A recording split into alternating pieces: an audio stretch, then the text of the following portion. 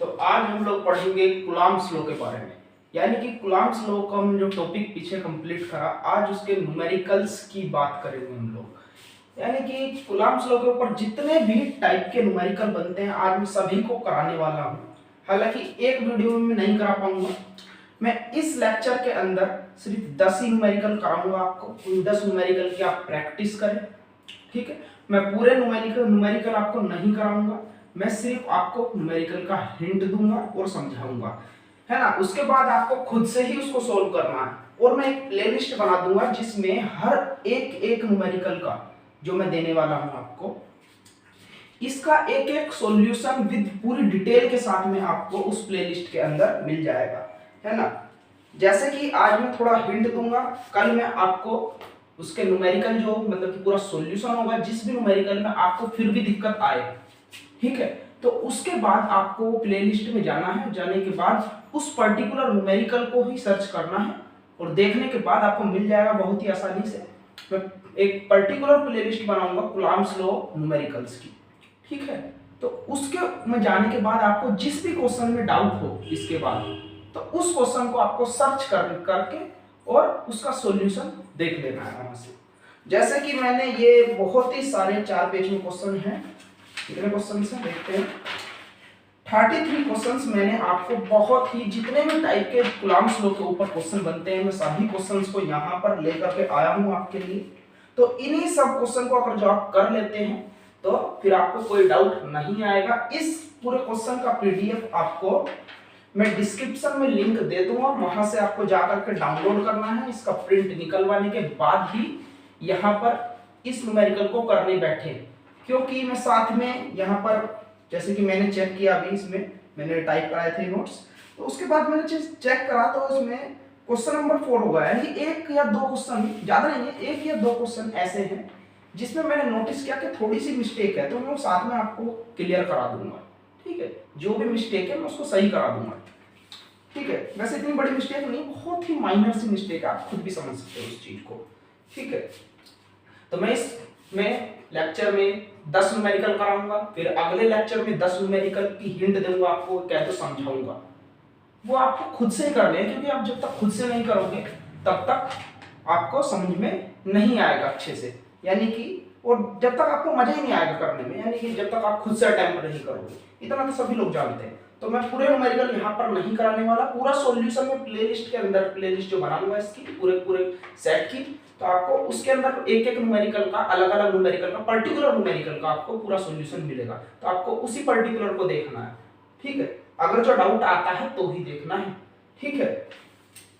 वहां पर मैं आपको जो बड़े न्यूमेरिकल्स होते हैं कि भाई वैल्यू 3 बड़ी बड़ी होती है, तो उसको सोल्व कैसे करना है मैं इसके बारे में बताऊंगा, सभी चीजें बताऊंगा मैं उसके बारे में आपको। तो आइए चलते हैं। और एक बात और बताना चाहूंगा, जैसे कि मैं पिछले लेक्चर में करा रहा था कूलम्ब्स लॉ, तो उसमें से धोखे से हो जाता है, एक टॉपिक मिस हो गया। तो हमें जैसे कि थ्योरी चलेगी हमारी, एकदम न्यूमेरिकल चल रहे हैं, कूलम्ब्स लॉ की लिमिटेशंस छूट गई हमारी, ठीक है। तो मैं जब न्यूमेरिकल कराऊंगा, हो सकता है मैं आपको जब इसके सेकंड लेक्चर आए तब करा दूं उसको लिमिटेशन से। वैसे मैं जब भी कराऊंगा उसको थ्योरी कराऊंगा कि न्यूमेरिकल तो न्यूमेरिकल होते हैं, न्यूमेरिकल को एक साथ करा रहा हूँ, इतना ज्यादा रिलेट करता नहीं है, लेकिन लिमिटेशंस इंपॉर्टेंट होती हैं। तो मैं आपको 4-5 लिमिटेशंस हैं उसकी, कूलम्ब्स लॉ की, है ना, कि भाई पॉइंट चार्जेस के लिए लगता है कूलम्ब्स लॉ, है ना। नोट्स भी मैंने नोट्स का लिंक जो है इलेक्ट्रिक फील्ड एंड चार्जेस का, वो मैं आपके नोट्स का लिंक भी आपको डिस्क्रिप्शन में दे दूंगा, वहां से जाकर के आप डाउनलोड कर लेना और उसको निकलवा लेना, ठीक है। और जो साथ साथ बना रहे हैं तो कोई दिक्कत ही नहीं है ना। कूलम्ब्स लॉ की लिमिटेशंस रह गई है, मैं उसको करा दूंगा आपको बाद में। चलो क्वेश्चन की तरफ चलते हैं। तो फर्स्ट क्वेश्चन कहता है what is the force between two small charges, है ना। अभी तक हमने जो फॉर्मूला पढ़ा कूलम्ब्स लॉ का वो ये पढ़ा, F इज इक्वल टू के लिखूंगा मैं 1/4 पाई एप्सिलॉन नॉट, नहीं लिखूंगा इतनी बड़ी वैल्यू, 2/r²। ये था कूलम्ब्स लॉ, ठीक है। ये कूलम्ब्स लॉ था हमारा। अब मैं इसके फॉर्मूले के ऊपर कितने सारे न्यूमेरिकल लेकर आऊं, देखो करते हैं सभी न्यूमेरिकल को। फर्स्ट न्यूमेरिकल का मैं हिंट देता हूं आपको, क्वेश्चन नंबर फर्स्ट देखो क्या बोलता है, what is the force between two small charges, charge particle having Q1 हमारे को दे रखा है 2 × 10⁻7 कूलम, Q2 हमारे को दिया हुआ है 3 × 10⁻⁻7 कूलम, और आर सेपरेशन दोनों चार्जेस के बीच का सेपरेशन दिया हुआ है हमारे को आर 30 सेंटीमीटर। भाई ये सेंटीमीटर में है और एसआई यूनिट हमारी मीटर में होती है, तो मैं इसको मीटर में चेंज करूंगा, मुझे मिलेगा 30 मीटर, है ना। अब देखो सभी वैल्यू हमारे पास हैं। अभी क्या पूछता है, what is the force between two charge particle, दो चार्ज पार्टिकल के बीच की फोर्स पूछ रहा है, यानी कि F पूछ रहा है। देखो मेरे पास Q1 भी है, मेरे पास Q2 भी है, मेरे पास R की वैल्यू भी है, तो मैं क्या फोर्स निकाल सकता हूं, इसकी वैल्यू कांस्टेंट होती है, चलिए मैं लगा करके दिखा देता हूं V नो कह करके। F is equal to K की वैल्यू होती है 9 इंटू 10 की पावर 9, एग्जैक्ट वैल्यू इसकी 8.99 समथिंग होती है इंटू 10 की पावर 9, इसलिए हम लोग 9 इंटू 10 की पावर 9 ही लेते हैं, मैं ही नहीं सभी टीचर्स ही लेते हैं, ठीक है। तो ये वैल्यू आपको लगानी है इसमें, और Q1 की वैल्यू दी हुई है 2 इंटू 10 की पावर 7, फिर बाद में Q2 की वैल्यू लगाइए माइनस के 7, आर स्क्वायर यानी कि 0.30 का स्क्वायर। अब इस वैल्यू को सॉल्व करो, जो आंसर आएगा वही आपका इस क्वेश्चन का आंसर होगा। सबसे सिंपल क्वेश्चन यही होता है इसका कूलम्ब्स लॉ के ऊपर। तो मैं इसको मिटाता हूं, सेकंड क्वेश्चन करते हैं हम लोग कूलम्ब्स लॉ के ऊपर, है ना। इसको सॉल्व करो, वरना मैं एक डिटेल वीडियो इसके ऊपर ला दूंगा जिसमें मैं इसकी कैलकुलेशन भी पूरी करके दिखाऊंगा आपको, ठीक है, उस प्लेलिस्ट के अंदर। तो वहां से आप देख सकते हैं जिस बच्चों को भी कैलकुलेशन में दिक्कत हो, वैसे इस क्वेश्चन के अंदर इतना ज्यादा कुछ है नहीं। तो लो आगे देखते हैं, the electrostatic force, second question, the electrostatic force on a small sphere of charge, है ना, एक चार्ज दिया हुआ है हमारे को Q1 0.4 माइक्रो कूलम। आप गिवन भी लिख सकते हो ऊपर, गिवन ना भी लिखे तो वो भी कोई बात नहीं है, हियर करके भी लिख देते हैं, डायरेक्ट भी लिख सकते हो, है ना। लो इसने कहा था electrostatic force on a small spheres of charge 0.4 micro coulomb due to another small charges, दूसरे की वजह से इस पर जितनी फोर्स लग रही है, वो दूसरा चार्ज कौन सा है, ये दिया हुआ है माइनस के 0.8 माइक्रो कूलम, ठीक है। कितनी फोर्स लग रही है भाई, उसने F की वैल्यू दी हमारे को 0.2 न्यूटन, इतनी। उसने कहा the electrostatic force on a small sphere, इस पर जो फोर्स लग रही है, कौन लगा रहा है फोर्स, Q2 लगा रहा है Q1 पर फोर्स, कितनी लगाता है 0.2 न्यूटन, 0.2 न्यूटन। अब वो कहता है, इसमें दो पार्ट दिए हुए हैं क्वेश्चन के अंदर, है ना। जैसे कि एक बात और मैं बता दूं आपको, ये एक एनसीईआरटी का क्वेश्चन है, इससे पहले वाला भी एनसीईआरटी का क्वेश्चन था, तो जो बच्चे इसको पूरा कर लेते हैं उनको एनसीईआरटी करने की जरूरत नहीं है। मैं हर टॉपिक के ऊपर ऐसा ही असाइनमेंट लाने वाला हूं, है ना। जैसे ही मैं उस टॉपिक को कंप्लीट कराऊंगा तो उसके ऊपर असाइनमेंट लाऊंगा, हर टाइप का क्वेश्चन आपको इसमें मिल जाया करेगा। तो आपको एनसीईआरटी करने की, आपको एनसीईआरटी के एग्जाम्पल करने की कोई जरूरत नहीं है, क्योंकि सभी कुछ इसमें मैंने डाला हुआ है ऑलरेडी, ठीक है। लेकिन अगर जो आपको फिर भी अलग से एनसीईआरटी के किसी क्वेश्चन में दिक्कत आती है, आप करना चाहते हैं अलग से, तो उसके लिए मैंने प्लेलिस्ट बना चुका हूं मैं, वहां पर मैंने क्वेश्चन डालने स्टार्ट कर दिए हैं, धीरे धीरे पूरे क्वेश्चन आ जाएंगे आपके, एनसीईआरटी एग्जाम्पल भी सभी मिल जाएंगे आपको वहां पर, और क्वेश्चंस भी एनसीईआरटी के पूरे फुल डिटेल लेक्चर मिल जाएगा आपको वहां पर, एक एक पर्टिकुलर क्वेश्चन का। चलो तो मैं अपना देखता हूं आगे। तो ये कहता है फर्स्ट पार्ट में सेकंड क्वेश्चन के, what is the distance between the two spheres, इन दोनों स्पेयर्स के बीच की डिस्टेंस कितनी होगी, फोर्स कितनी लग रही है, इतनी लग रही है। कौन लगा रहा है, Q1 पर फोर्स लग रही है, Q2 लगा रहा है, ठीक है। तो अब ये कहता है डिस्टेंस क्या होगी, तो नाउ क्या करना, बोलूंगा F is equal to K Q1 Q2 by R square. अब देखो यहां से भाई, फर्स्ट पार्ट यहां पर मैं डालूंगा, फर्स्ट पार्ट है क्वेश्चन का। देखो हमारे पास K की वैल्यू कांस्टेंट होती है, Q1 हमारे पास है, Q2 हमारे पास है। एक बात का हमेशा ध्यान रखना, माइनस साइन न्यूमेरिकल में नहीं आता, लेकिन ये देखो माइक्रो कूलम में दिया हुआ है, तो कूलम में जब हम चेंज करते हैं माइक्रो कूलम से, यहाँ पर ब्रैकेट में लिख लेना साइड में, 1 माइक्रो कूलम जो होता है वो होता है 10 की पावर माइनस के 6 कूलम की। तो अगर तो मेरे को इसको कूलम में चेंज करना है, यानी कि एसआई सिस्टम में चेंज करना है, तो मैं इसमें क्या करूंगा, 10 की पावर माइनस 6 मल्टीप्लाई करना पड़ेगा भाई कूलम। हमेशा एसआई सिस्टम ही पुट करेंगे, हमेशा ध्यान रखना, माइनस के 0.8 इंटू 10 की पावर माइनस 6 माइक्रो हटेगा। अब ये वैल्यू पुट करेंगे हम इसके अंदर, और एक बात का हमेशा ध्यान रखिए, माइनस साइन नहीं पुट होगा कभी भी, ठीक है, न्यूमेरिकल में माइनस साइन नहीं देते। तो कितना पुट करोगे यहाँ पे, सिर्फ -9 पुट करोगे, 0.8 इंटू 10 की पावर माइनस के 6। Q1 आपके पास है, Q2 आपके पास है, K की वैल्यू कांस्टेंट होती है, F की वैल्यू दे चुके हैं यहाँ पर, R की वैल्यू इधर ले जाओ, ये आ गया K Q1 Q2 bye F। देखो सभी वैल्यू आपके पास है, R की वैल्यू क्या आप निकाल सकते हो, बिल्कुल निकाल सकते हो। ठीक है, तो यहां से आपका सेकंड क्वेश्चन का फर्स्ट पार्ट भी कंप्लीट हो जाता है। अब हम देखते हैं सेकंड पार्ट इसका। सेकंड पार्ट क्या बोलता है, सेकंड पार्ट देखिए इसका बोलता है what is the force on the second sphere, है ना। अभी तक हमने ये क्या बोला था, ये फोर्स कौन सी है, जो फर्स्ट स्फीयर पर फोर्स लग रही है, लेकिन लगा कौन रहा है, Q2 लगा रहा है चार्ज, ये वाला चार्ज इस पर फोर्स लगा रहा है इतनी। अब ये कहता है सेकंड पार्ट में कि इस सेकंड स्फीयर पर कितनी फोर्स लगेगी, इसके वजह से भाई दो आपस में जब दो चार्ज पार्टिकल रखे हैं किसी डिस्टेंस पर, तो ये भी इस पर फोर्स लगा रहा है और ये वाला चार्ज भी इस पर फोर्स लगा रहा है। तो ये तो बता दिया कि Q2 ये वाला चार्ज तो इस पर लगा रहा है 0.2 Newton force.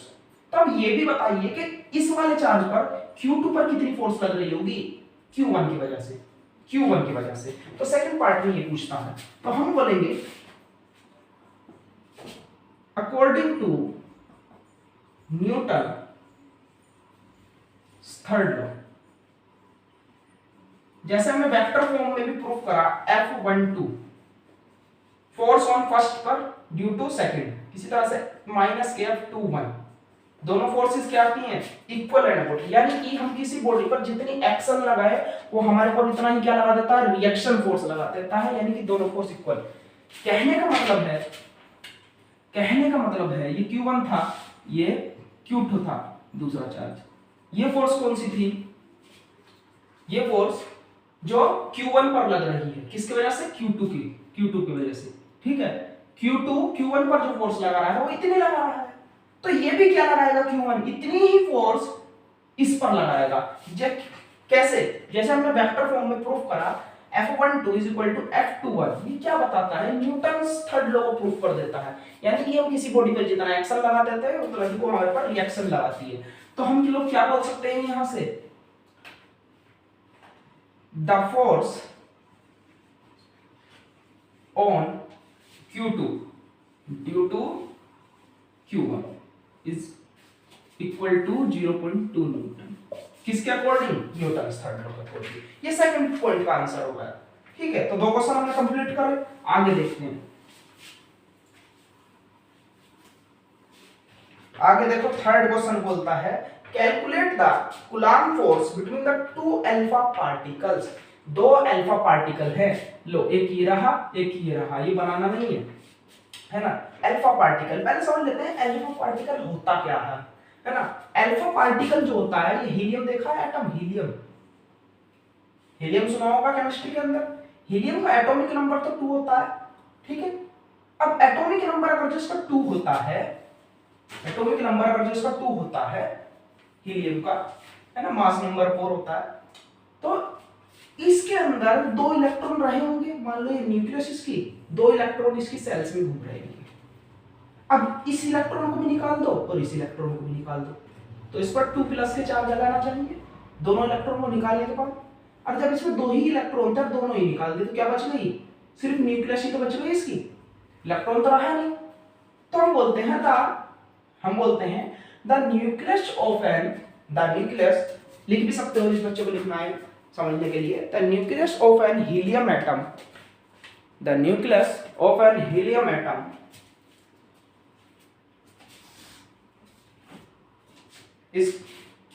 is known as alpha particle. यानी कि जो हीलियम की न्यूक्लियस होती है उसको क्या बोला जाता है, अल्फा पार्टिकल्स। आया समझ में, यानी कि जब दोनों इलेक्ट्रॉन थे निकाल चुके हम, 2 पॉजिटिव चार्ज आ गया उस पर, यानी कि हीलियम पर alpha particle charge on alpha particle equal to कितना होगा, 2e। समझ गए क्या, 2 प्रोटॉन के इक्वल चार्ज। अब उसने कहा 2 अल्फा पार्टिकल किसी डिस्टेंस पर रखे, यहाँ पर रखा है, यहाँ पर रखा है। ठीक है, अब वो कहता है सेपरेटेड बाय अ डिस्टेंस, कितने डिस्टेंस से, लो r दी हुई है हमें 3.2 into 10 की पावर माइनस के 15 metre. No how far apart देखो इसमें how far apart should the two electrons be, यानी कि दो इलेक्ट्रॉन को कितनी दूर रखें। फिर से आर की वैल्यू पूछ ली, आर पूछ लिया इसने हमसे क्वेश्चन में, आर। हाउ फार, सुनो, how far apart should the two electron be, कितनी दूर होंगे दो इलेक्ट्रॉन। आगे देखो, if the force each exerted on the, if the force each exerted on the other is equal to, तो मैं आगे लिख देता हूं इस लैंग्वेज को, इफ द, नोट्स में हल्का सा छोटा सा एक पॉइंट मिस है तो इसको भी ठीक कर लेंगे यहां से। इफ द फोर्स, जो बच्चे नहीं डाउनलोड कर सकते, करना चाहते भाई, निकलवाना नहीं चाहते, वो से ऐसे भी है, तो मैं बोल तो रही हूँ, रोक रोक करके नोट कर लें क्वेश्चन को। फोर्स ईच एक्सर्ट, क्योंकि बहुत से बच्चे ऐसे भी होते हैं, बहुत सी जगह पर फोटोकॉपी निकालना, मतलब कि प्रिंट ही निकालते हैं, तो निकालते हैं 10 रुपये में निकालते हैं, है ना, एक प्रिंट। तो वही बात है, बहुत से बच्चे नहीं निकलवा सकते, तो मैं बोल रहा हूँ साथ साथ क्वेश्चन आप रोक रोक करके नोट कर लें उसको।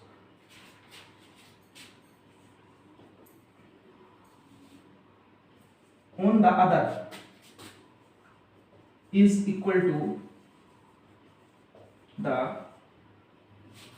यहां लिख देते हैं वेट ऑफ द इलेक्ट्रॉन। ये जो पॉइंट है ये अदर इज इक्वल टू, हाँ इक्वल टू द, ये पॉइंट मिस करा हुआ है इसमें, टाइपिंग में मिस्टेक करी हुई है, तो इस पॉइंट को एडिट करना है। इसके बाद एक्सर्ट ऑन द, डायरेक्ट ये लिखा हुआ है exert on the weight of the electron, ये गायब था इसमें से, ठीक है, तो इसको ठीक करना। तो क्या बोला उसने, कितनी दूर रखे होंगे दो electron, if the force each exerted on the other is equal to the weight of the electron, यानी कि जो फोर्स लग रही है ना, फोर्स जो लग रही है किसी इलेक्ट्रॉन पर, दोनों के बीच में जो फोर्स लग रही है दो इलेक्ट्रॉन के बीच में, वो किसके इक्वल लग रही है, weight of the electron. Weight क्या होता है, देखो मास तो m होता है, लेकिन वेट क्या होता है, mg। तो वेट के इक्वल फोर्स लग रही है, यानी कि F is equal to W, W is equal to mg, इतनी फोर्स लग रही है, तो हम बोलेंगे F is equal to weight के इक्वल ऑफ इलेक्ट्रॉन। इलेक्ट्रॉन के लिए मैं छोटा सा ई बना देता हूं नीचे, कितना होगा mg। Mass of the electron, इसकी वैल्यू निकालें F की, मास ऑफ द इलेक्ट्रॉन कितना हो जाएगा हमारा, कितना होता है 9.1 into 10⁻⁻31। g की वैल्यू सभी जानते हैं 9.8, सोल्व करोगे वैल्यू आएगी न्यूटन में, फोर्स आ गई, ठीक है। फोर्स पता लग गई हमारे को। चार्ज कैसे है, दोनों ही इलेक्ट्रॉन, यानी कि Q1 is equal to Q2 is equal to क्या है, E है। अब Q1 Q2 भी मिला, F भी मिला, R निकालना है। देखो Q1 भी है, Q2 भी है और K भी है, F भी है, R निकाल दो, आसान है, ट्राई करना। देखो नेक्स्ट क्वेश्चन, वो बोलता है चेक द, एनसीईआरटी का ही क्वेश्चन देखना ध्यान से, चेक दैट द रेशो के ई स्क्वायर, कौन सा रेशो, के ई स्क्वायर, ये बाय में दिया हुआ है, G M E M P is dimensionless. इस बात को चेक करो क्या ये डायमेंशनल लेस है या नहीं है। चलो पहले तो चेक, पहले देख लेते हैं ये है क्या, है ना। ये जो के है ये कहां से आया, है ना। चलो इस बात में बाद में बात करेंगे, पहले इसकी निकाल ही लेते हैं आखिर इसकी डायमेंशनलेस है भी या नहीं। देखो ये क्या है, ये है प्रोपोर्शनलिटी कांस्टेंट, यानी कि 1/4 पाई एप्सिलॉन नॉट जो वैल्यू होती है जनरली। ये इलेक्ट्रॉन हो सकता है, दोनों प्रोटॉन भी हो, क्योंकि नेगेटिव साइन तो हम लोग लेते हैं फॉर्मूले के अंदर। चलिए मैं आपको दिखाई देता हूं ये आया कहां से। पहले लो, इलेक्ट्रोस्टैटिक फोर्स क्या होती है, 1/4 पाई एप्सिलॉन नॉट, लो के में लिखते हैं, के Q1 Q2 by R square.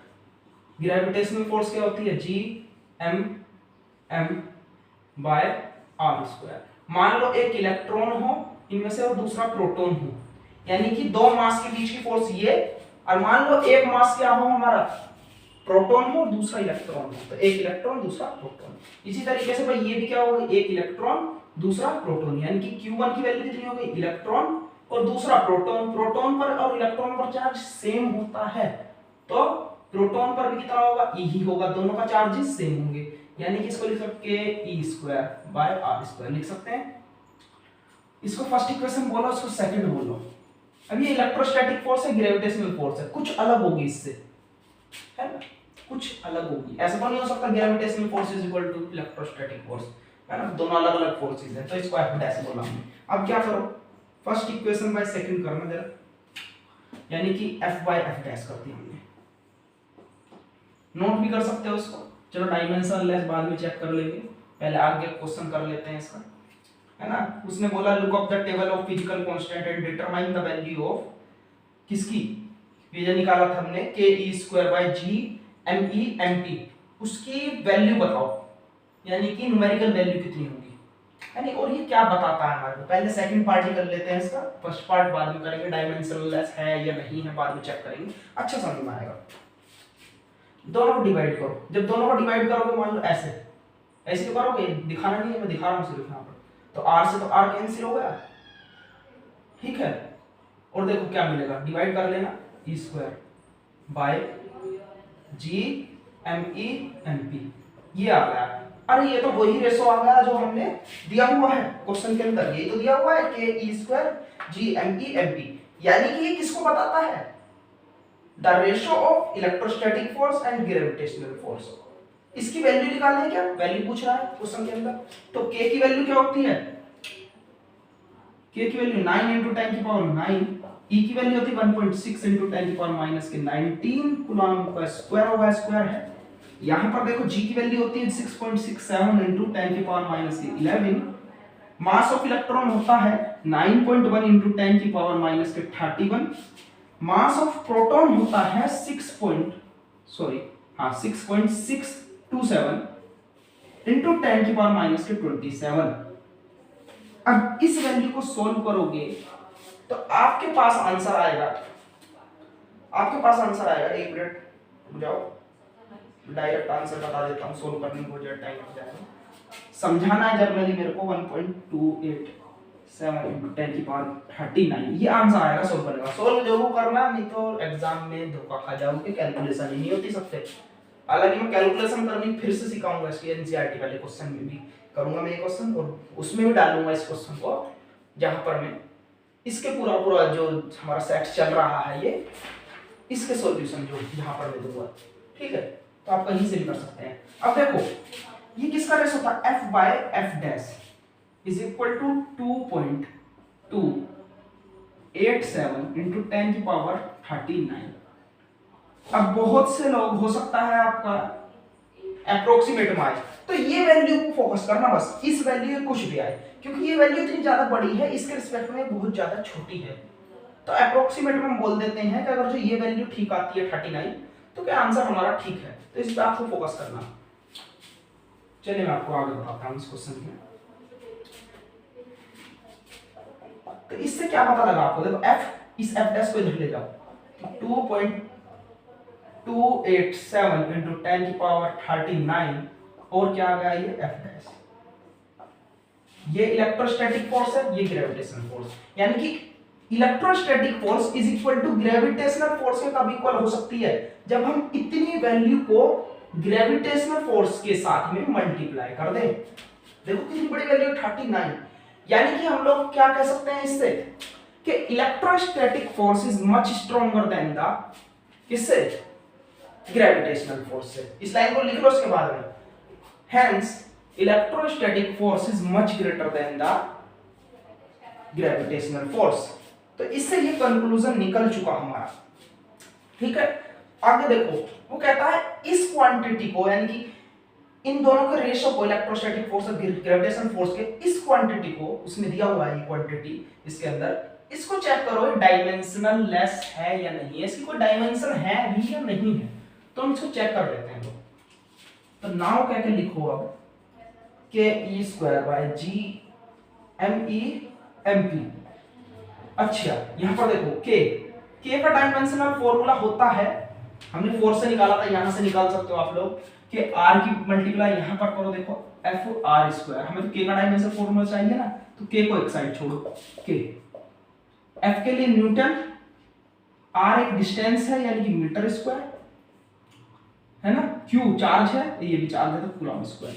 चलो पहले यूनिट चेक कर लेते हैं। अगर यूनिट आई तो डायमेंशन आएगी, यूनिट ही नहीं आई तो डायमेंशन ही क्या आएगी, जैसा आप करना चाहो डायमेंशन भी डायरेक्ट कर सकते हो, यूनिट भी कर सकते हो। तो newton metre square, coulomb square ऊपर जाएगा तो कूलम माइनस के 2, ई क्या है, कूलम तो है ना, यानी कि ये भी इलेक्ट्रॉन हो प्रोटॉन हो, यूनिट तो कूलम ही होगी, तो कूलम स्क्वायर, ठीक है, इनटू में है ये। साथ में जी की यूनिट क्या होगी, जी की होती है तो फॉर्मूला जी m1 m2 या mm जो भी बोलो चाहो, मासेस लेने हैं तो r स्क्वायर, तो ये होगी fr square by m1 m2 into G. क्या आ गई यूनिट बनाए इसकी, न्यूटन मीटर स्क्वायर। यहां से देखें तो मासेस है और ऊपर जाएंगे दो मासेस तो kg -2, ठीक है, आ गया, मिटा दें इसको। ये यूनिट आ गई हमारी जी की, ओनली ऑन जी की। अब me एक मास है, ये भी mp एक मास है, mass of electron mass of proton. तो हम यहां से कहेंगे दोनों को मिला करके kg स्क्वायर। देखो ये -2 ये +2 कट गया, ये -2 ये +2 कट गया, और ये पूरी क्वांटिटी ने इसको काट दिया, यानी कि no dimension, no unit, therefore no dimension. तो ये क्या हो गई, क्वांटिटी डायमेंशनल लेस हो गई। इसको नोट करो जल्दी से।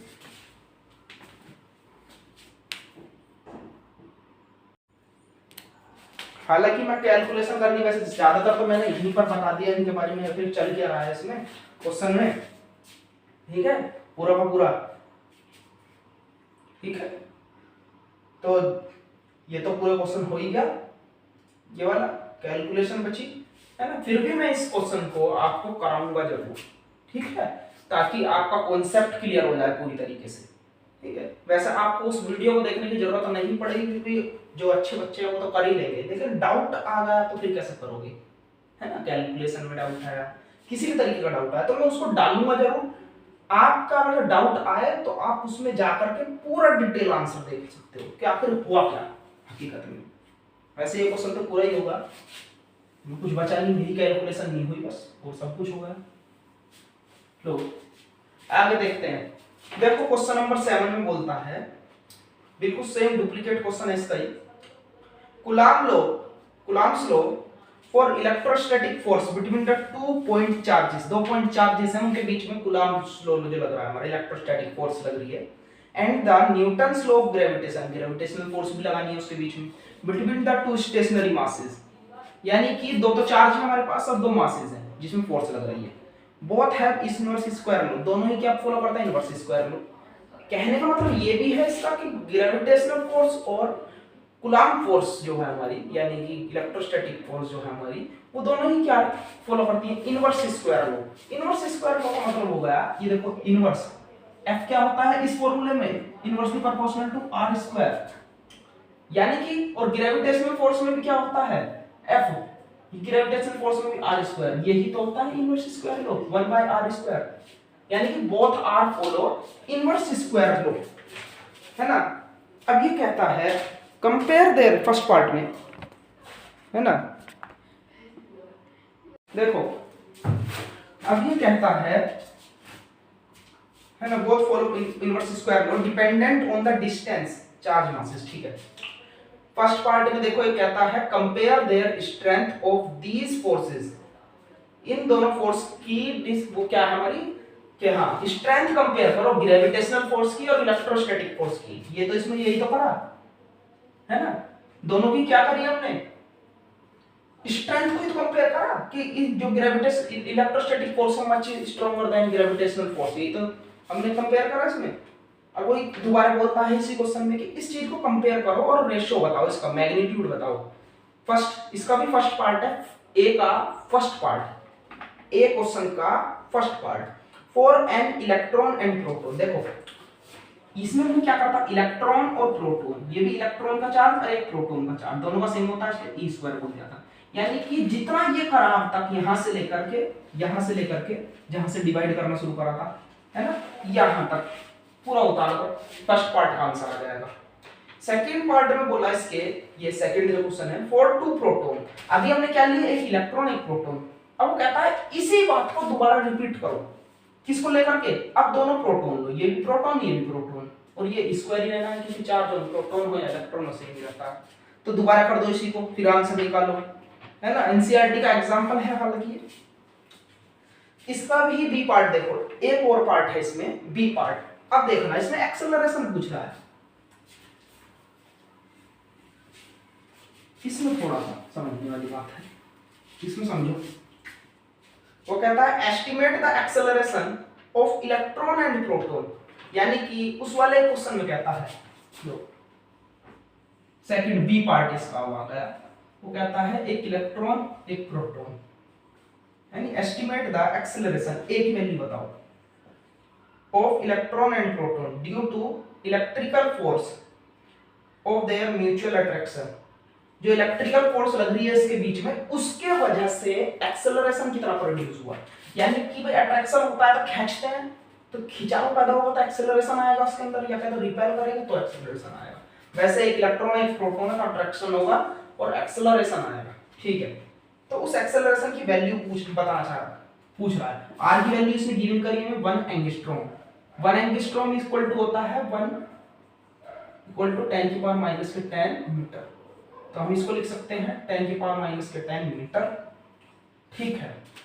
तो और एक क्या दिया, ये एक तो हमारे पास इलेक्ट्रॉन है एक प्रोटॉन है, एक इलेक्ट्रॉन एक प्रोटॉन, ठीक है। तो हम भाई Q1 भी है हमारे पास 1.6 इंटू 10 की पावर माइनस के QE बोलते हैं इसको, माइनस के इलेक्ट्रॉन के लिए माइनस के 19 कूलम। Q2 यानी कि E प्लस प्रोटॉन 1.6 इंटू 10 की पावर माइनस के 19 कूलम। इलेक्ट्रॉन माइनस में होता है पॉजिटिव, लेकिन फिर बात वही बात आ गई, न्यूमेरिकल करोगे तो माइनस साइन जरूर भी नहीं लगना, दिखा दिया वैसे ही, ठीक है।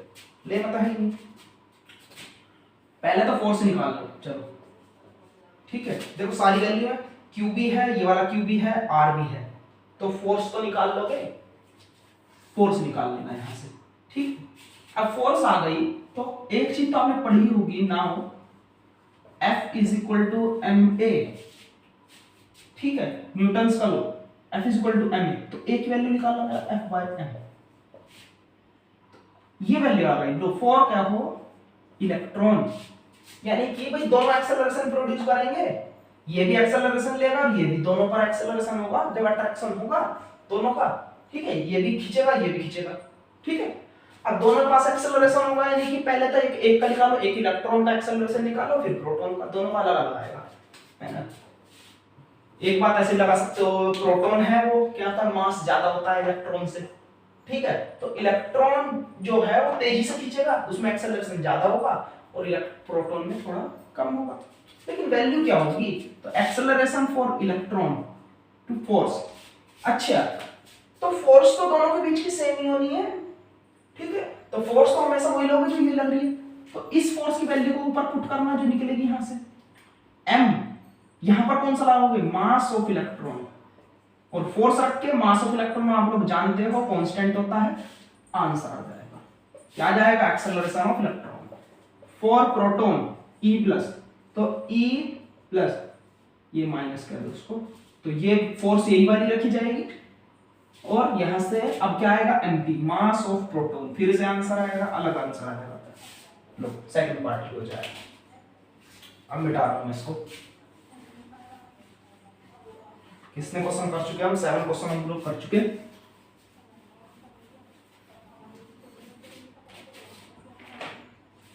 अच्छा देखो 7 क्वेश्चन के बाद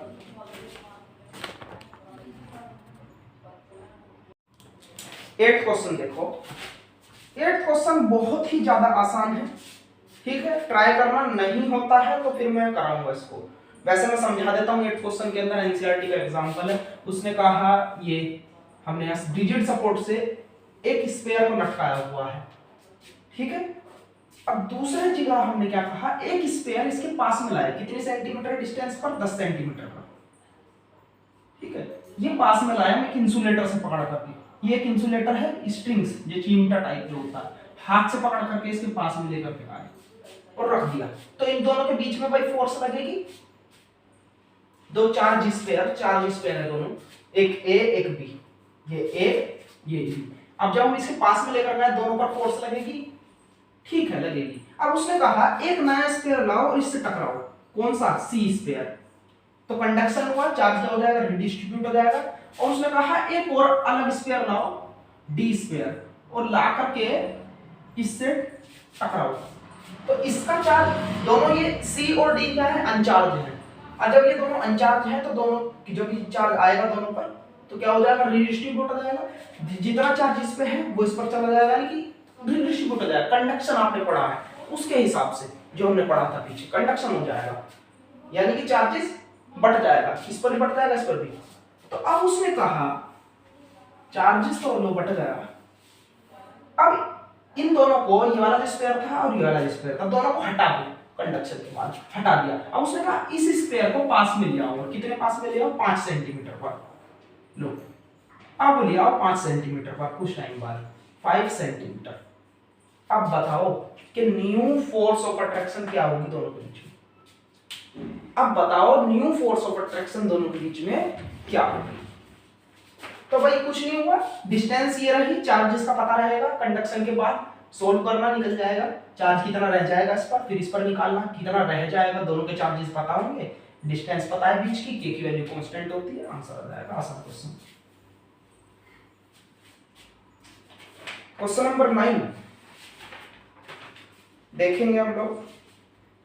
क्वेश्चन नंबर 9 जो है उसका क्वेश्चन बिल्कुल सही है, लेकिन आंसर में थोड़ी सी दिक्कत है। आंसर जो है इसका वो है आंसर 0, इसको सही कर लो, आंसर 0 है इसका, ठीक है। हो सकता है थोड़ी वीडियो क्वालिटी डल हो गई हो, क्योंकि लाइट चली गई है, एक बल्ब ऑफ हो गया है। तो मैं क्वेश्चन नंबर 9 कराता हूं। 10th काफी ज्यादा बेहद आसान क्वेश्चन है, बहुत ही एक लाइन का आंसर है इसका, करके देखना, नहीं होता है तो मैं कराऊंगा। 9 क्वेश्चन बहुत ज्यादा इंपॉर्टेंट है, बहुत बार पूछा गया है, 11th में भी आता है, ये ग्रेविटेशन चैप्टर के अंदर बिल्कुल सेम है वैसे तो, लेकिन 12th पॉइंट ऑफ व्यू से बहुत ज्यादा इंपॉर्टेंट है क्वेश्चन। क्वेश्चन नंबर 9 उसने कहा एक इक्विलैटरल ट्रायंगल है, ध्यान समझना इस क्वेश्चन को, एक इक्विलैटरल ट्रायंगल है, हमने कहा एक चार्ज यहां रखा, एक चार्ज यहां रखा, उसने हमें 3 चार्जेस दिए, है ना, तीनों ही चार्जेस क्या है, ये भी क्यू है, ये भी क्यू है, ये भी क्यू है, नेचर भी सेम है सभी चार्जेस का, और क्या वैल्यू भी सेम है, यानी कि ये भी क्यू है, ये भी क्यू है और ये भी क्यू है। उसने कहा इक्विलैटरल ट्रायंगल के वर्टिसेस पर इनको रख दो, और जो इस इक्विलैटरल ट्रायंगल की जो साइड है वो है एल, आया समझ में, साइड कितनी है, एल, एल। अब उसने कहा इसके सेंट्रोइड पर, सेंट्रोइड निकालने पहले, जिस पॉइंट पर कट करा ये सेंट्रोइड होगा, इस पर एक कैपिटल क्यू चार्ज रखो, इस कैपिटल क्यू का चार्ज जो है वो सेम नेचर है, यानी कि अगर जो ये पॉजिटिव है तो ये भी पॉजिटिव है, सेम नेचर। अब सेम नेचर है तो रिपेल करेंगे, ना भी दिया हुआ हो तो हमें इतनी बात हमें हमेशा याद रखनी है कि भाई चार्ज नहीं दिया तो हमेशा हम लोग पॉजिटिव ही मानेंगे, ठीक है। तो ये कैपिटल क्यू चार्ज है, और हमने कहा ये ओ पॉइंट पर रखा है, ये ए पॉइंट, ये बी पॉइंट लिया हमने, ये हमने लिया सी पॉइंट।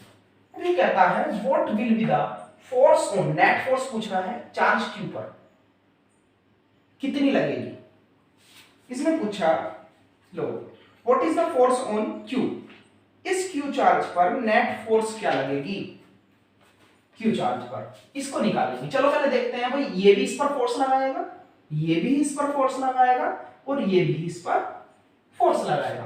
तो अब मैं बोलूंगा कि इस चार्ज ने इस पर फोर्स लगाई F1, कैसे लगाएगा, ऐसे तो फोर्स लगाएगा, क्यों भाई रिपल्सन हो रहा है, इसको धकेगा लेगा तो इधर को इधर धकेलेगा नीचे को, क्योंकि रिपल्सन हो रहा है, दोनों सेम नेचर के, ये भी माइनस ये भी माइनस, तो कैसे कहेंगे, ऐसे भागेंगे, ऐसे, मान लो ये पॉजिटिव सेम नेचर का, ये पॉजिटिव, कैसे भागेंगे, ऐसे भागेंगे, तो ये कैसे भगाएगा, इसको ऐसे भगाएगा नीचे की साइड में।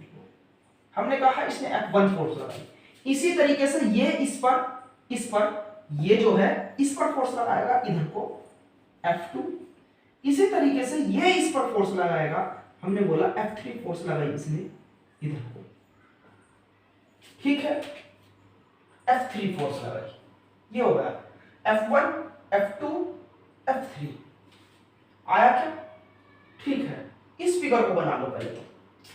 अच्छा, एक बात और मैं निकालना चाहूंगा पहले ही, अगर जो ये इक्विलेटरल ट्रायंगल है तो ये पूरा एंगल जो होगा ये 60 डिग्री होगा, और अगर जो ये सेंट्रोइड है तो इसके साथ में बनने वाला एंगल ये 30 डिग्री होना चाहिए।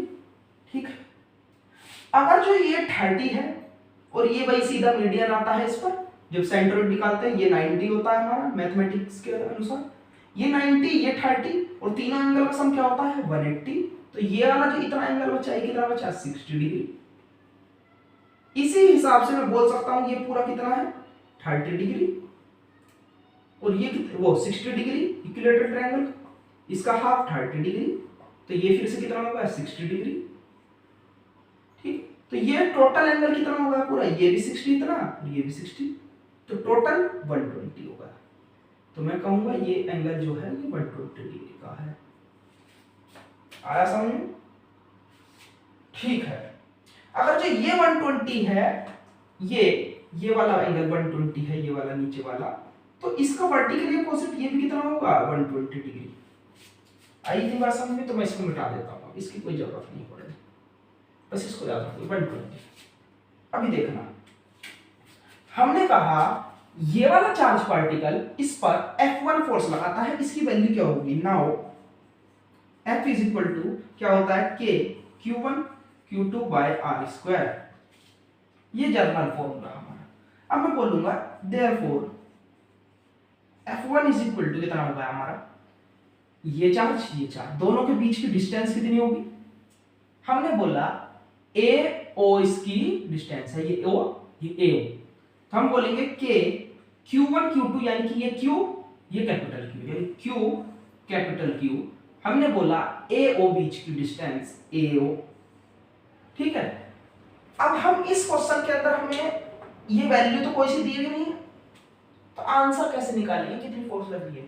तो सबसे पहले तो हम एक चीज कर लेते हैं, हम वेक्टर फॉर्म में लेकर के चलते हैं इसको, इस तरह क्वेश्चन करने के लिए हमेशा इस तरह के क्वेश्चन को जब भी सेंट्रोइड पर रखा हो नेट फोर्स पूछे तो इसकी वेक्टर फॉर्म ले लो। अब वेक्टर फॉर्म क्या कहती है कि फोर्स कैसे लग रही है, O से A की तरफ को ऐसे धकेल रहा है नीचे को, यानी O से A की तरफ को, O की तरफ को, A से O की तरफ को, तो मैं कहूंगा एक पोजीशन वेक्टर आ गया यहां पर AO, यूनिट वेक्टर आ गया एक।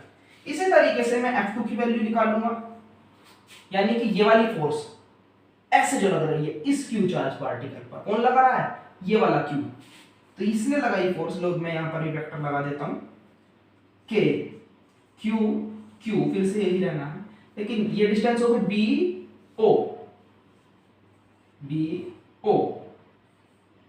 और पोजीशन वेक्टर क्या होगा BO क्या डिस्टेंस कहां से कहां तक, B से O की तरफ को, ऐसा नहीं कह सकते हम O से B की तरफ को, उल्टा हो जाएगा, B से O की तरफ को, इधर को फोर्स लग रही है। अब मैं F3 निकालूंगा, वेक्टर ऊपर लगाऊंगा, ये भी ऐसे ही लिख लेंगे, यही वैल्यू आएगी F3 की, लो K Q by R square sorry, मैं बोलूंगा ये वाली डिस्टेंस C से O की तरफ को, जो मैग्नीट्यूड है हमारा ये वाला, ये तो भाई मैग्नीट्यूड दिखाता, तो इसको आप लिख सकते हो O से C की तरफ को भी और C से O की तरफ को भी, क्योंकि मैग्नीट्यूड है, लेकिन जो पोजीशन वेक्टर है उसको आपको इसी तरीके से दिखाना पड़ेगा, B से O की तरफ को, ये आप ऐसे नहीं बोल सकते O से B की तरफ को, डायरेक्शन उल्टी हो जाएगी। तो मैं बोलूंगा इसको लो CO और पोजीशन वेक्टर C से O की तरफ, फोर्स ऐसे लगी C से O की तरफ को, आया क्या, तीनों फोर्स मैंने निकाल ली तीनों से मिल करके। अब मेरे पास वैल्यू तो है नहीं, तो मैं कहूंगा कि F3, भाई एक बात आपने वेक्टर्स में पढ़ी होगी 11th क्लास में, नहीं भी पढ़ी तो मैं बता देता हूं। मान लो ये एक वेक्टर ये एक वेक्टर, ऐसे ही मान सकते हो ये एक आदमी इधर गया ये एक आदमी इधर गया, ये A ये B है, तो इन दोनों का जो रिजल्टेंट है नेट इधर को जाएगा R, यानी कि मैं बोल सकता हूं एक फोर्स इधर को लगी एक फोर्स अगर जो इधर को लगी, तो हम बोलेंगे रिजल्टेंट फोर्स कहीं बीच में गई R, और इस रिजल्टेंट फोर्स के लिए फॉर्मूला हमारा होता था 11th क्लास के अंदर, ये मान लीजिए एक फोर्स लगी A square plus B square plus के 2AB cos theta theta be the angle between the, ये वाला, ये एंगल को थीटा बोलते हैं। समझ में आया? जिन बच्चों को नहीं पता वो नोट कर लो, जो 11th में नहीं पढ़े इस फॉर्मूले को, फिर मैं लिखवाता हूं आगे। अब इस फॉर्मूले का यूज, ये जो है ये फॉर्मूला, ये सिर्फ मैग्नीट्यूड को बताता है इस डायरेक्शन में, लेकिन हम लोग वेक्टर फॉर्म ले चल रहे हैं तो हम वेक्टर फॉर्म में करेंगे। देखो मैंने कहा ये एक फोर्स इधर कहीं लो, ये F3 लग रही है कुछ इस तरीके से, ये F3, ये कहीं F2 इधर को लग रही है, तो इसकी रिजल्टेंट फोर्स कहीं बीच में जाएगी ऐसे, ठीक है। तो मैंने कहा F4 से ये लगी ऐसे, ठीक है। तो लो ये गया ऐसे, कितनी फोर्स है, ये F फोर्स है, ठीक है, आ रहा है, ठीक है। तो अगर जो मैं ये फोर्स निकाल लूं F, तो इन दोनों की वैल्यू तो ये मिल जाएगी हम बीच वाली, तो मैं इस F फोर्स को निकालता हूं इसके फॉर्मूले से R की। तो लो मैंने निकाली रिजल्टेंट फोर्स F। हम वेक्टर फॉर्म में चल रहे हैं तो वेक्टर फॉर्म में लिखेंगे, हालांकि ये मैग्नीट्यूड होता है लेकिन मैं इसमें वेक्टर लगाऊंगा। कैसे लगाऊंगा, मान लो O और ये दूसरा पॉइंट R था तो OR, अब ये वेक्टर फॉर्म बन जाएगी, कैप लगा देंगे। हालांकि ये फॉर्मूला होता मैग्नीट्यूड में ही है, लेकिन अगर जो हम इसमें कर रहे हैं तो हम इसको वेक्टर फॉर्म कैसे बनाएंगे, O से R की तरफ, ठीक है। जरूरत पड़ेगी हम निकालते हैं। यहां से देखो ये फोर्स, यानी कि F2 स्क्वायर प्लस के F3 स्क्वायर प्लस के 2F2 F3 कोस थीटा। अब देखना ध्यान से, F2 की वैल्यू ये रही और F3 की वैल्यू ये रही, दोनों की वैल्यू पुट कर दो, यानी कि K Q बाय CO, पहले कौन सा था, BO था हमारा, F2 BO का होल स्क्वायर, ये वाला स्क्वायर, इसी तरह से K Q बाय CO का होल स्क्वायर, है ना। मेरी छोटा पड़ रहा है तो मैं यहां लिख देता हूं 2 K F2 की वैल्यू Q बाय BO, इसी तरीके से K Q by CO cos theta, यानी कि थीटा कितना ये रहा 120, ये कितना है 120, यही निकाला, तो कोस मल्टीप्लाई कर लेना कोस 120 डिग्री। अब इसकी कोई हमें जरूरत नहीं है, इसको नोट कर लेना पूरे को, मैं इसको मिटा देता हूं।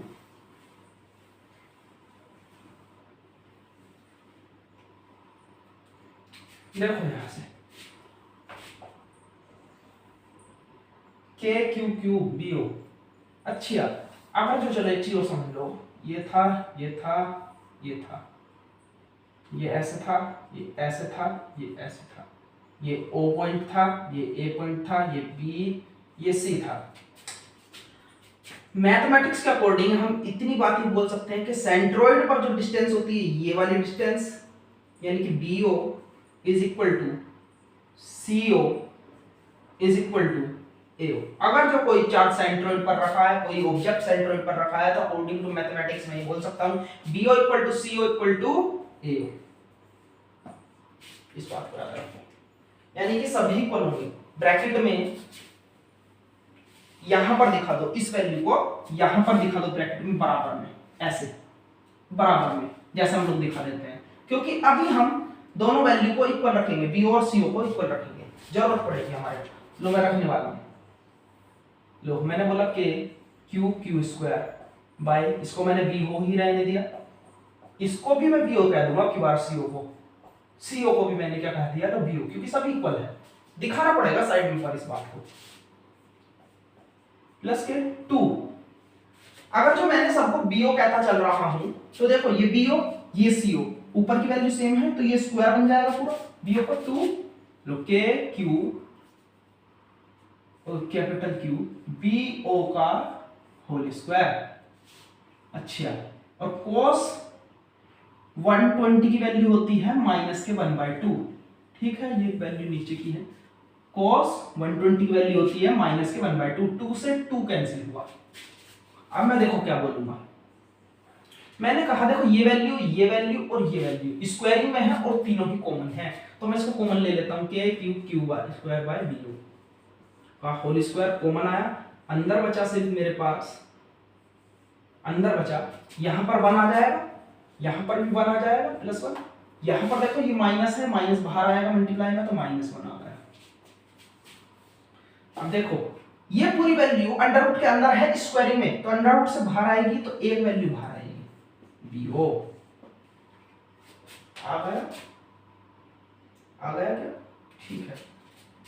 अब देखो इसमें अंडर रूट में अंदर मेरे बचा 1 + 1 -1, 1 से 1 कैंसिल हुआ एक 1 से, ठीक है, एक 1 से 1 कैंसिल हुआ, तो यहां पर रह गया सीधा 1 रह गया, ठीक है, ये -1 1, ये 1 रह गया, और 1 का अंडर रूट इज ऑलवेज 1, यानी कि इस पूरी वैल्यू की वैल्यू क्या आ गई 1, और ना भी लिखूं तो कोई फर्क नहीं पड़ता, ठीक है।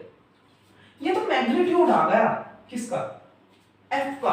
अभी तक हमने इसका पोजीशन वेक्टर थोड़ी ना यूज करा, ये कहां पर जा रहा था, ये ट्रायंगल था हमारे पास, ये कहीं सेंट्रोइड था ऐसे, तो ये a था, ये o था, ये कहीं इधर लाइज कर रहा था f, जो अभी हमने निकाला है।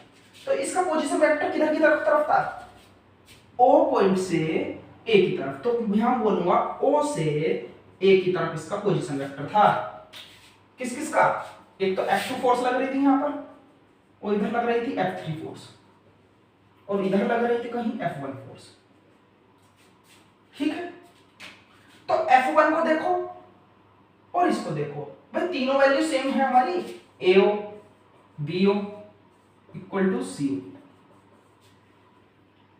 तो नाउ फिर से इसको दिखा दो ब्रैकेट में, इसके साथ में यहां पर बराबर में इसको, और फिर बोलो BO की जगह AO, लो यहां से मिटा देता हूं इसको, इस वैल्यू को याद रखो।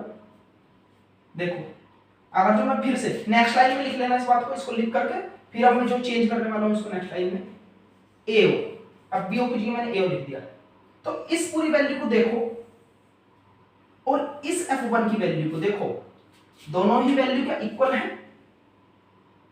तो ये हमारा F वेक्टर आ गया था वेक्टर, अभी तक ये वेक्टर नहीं चल रही थी। अगर मैं यहीं से इसको वेक्टर दिखाना चाहूं जैसे मैं बोल रहा था पहले, तो यहां पर ही AO दिखाना शुरू कर दो, OA वेक्टर, ठीक है, ये OA वेक्टर, ऐसे मल्टीप्लाई में यहां पर भी OA वेक्टर दिखाना शुरू कर दो। अंडर रूट में नहीं जाएगा, ध्यान रखना, अंडर रूट से बाहर आएगा, अंडर रूट में ये पूरी वैल्यू है सिर्फ, ये यूनिट वेक्टर जो डायरेक्शन के लिए होता है, किधर की तरफ डायरेक्शन है, आया समझ में।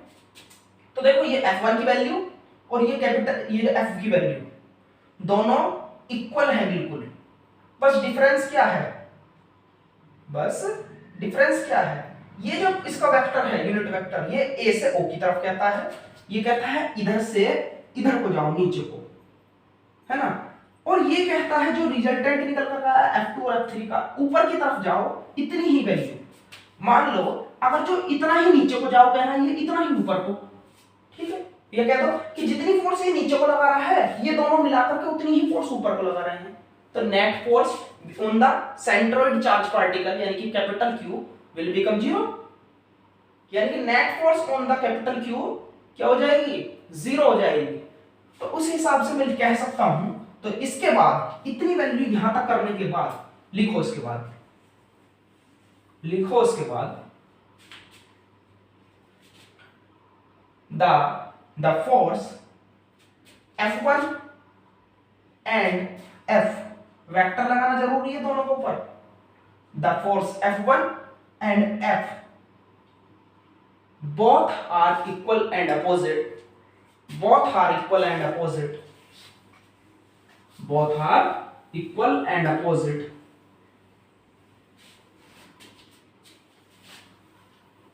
and having a same magnitude,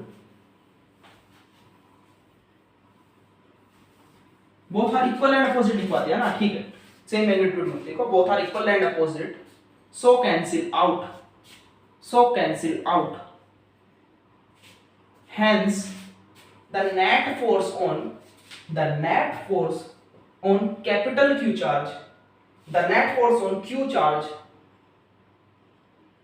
will be 0, will be 0। तो ये क्वेश्चन हमारे कंप्लीट हो गए। आज के वीडियो अच्छा लगा हो लाइक कर देना। ना मिला बाबा तो मत करना, है ना। तो नेक्स्ट को लेक्चर में मैं लेकर आऊंगा आगे के कुछ 10 क्वेश्चन, इन क्वेश्चन की प्रैक्टिस करो, है ना। मैं पूरे क्वेश्चन लेकर के आऊंगा, आगे के अलग अलग जो हमारे क्वेश्चन है उनके सॉल्यूशन में डालना शुरू कर दूंगा। जिस क्वेश्चन में डाउट हो देखते रहना साथ साथ में। वैसे मैं सब कुछ एक्सप्लेन कर ही चुका हूँ, जो ठीक बच्चे हैं सारे क्वेश्चन कर लेंगे, कुछ नहीं बचा इसके अंदर। फिर भी जो बच्चे थोड़े हल्के हैं, कम पढ़ते हैं, जो वीक हैं कह सकते हैं, तो उनके लिए मैं डालूंगा उन क्वेश्चंस को। तो थैंक यू।